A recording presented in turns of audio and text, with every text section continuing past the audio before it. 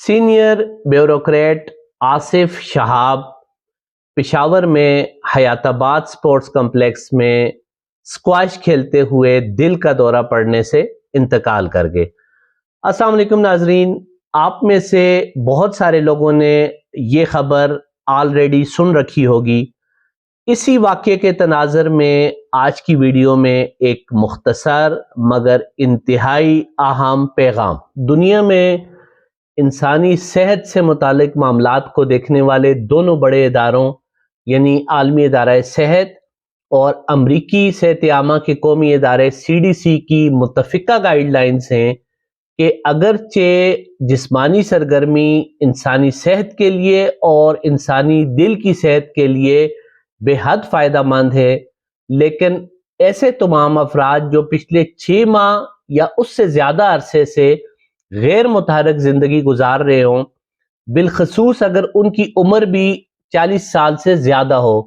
تو ان کے لیے نہایت ضروری ہے کہ وہ بنا سوچے سمجھے اچانک کسی کے دیکھا دیکھی، محض وقتی رغبت، شوق یا جذبات کے زیر اثر کسی شدید جسمانی مشقت والے کھیل یا کام کا حصہ ہرگز نہ بنے، کیونکہ اس سے ان کے دل پر اچانک غیر معمولی دباؤ پڑ سکتا ہے جو کہ نہ صرف خطرناک بلکہ بعض صورتوں میں جان لیوا بھی ثابت ہو سکتا ہے۔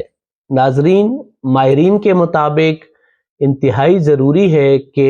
ایسے افراد جب بھی دوبارہ متحرک زندگی کی طرف آنا چاہیں تو وہ ایسا بتدریج کریں،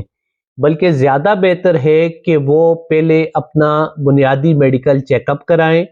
اور اپنے دل سے متعلق ضروری ٹیسٹ کرائیں، اور اس کے بعد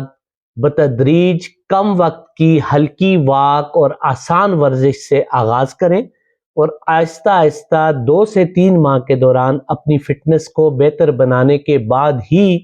وہ کسی ایسی جسمانی طور پر شدید محنت طلب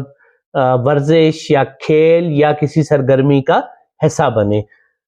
ناظرین، یاد رکھیں کہ یہی ایک محفوظ، مؤثر اور سائنسی طور پر درست حکمت عملی ہے۔ شکریہ۔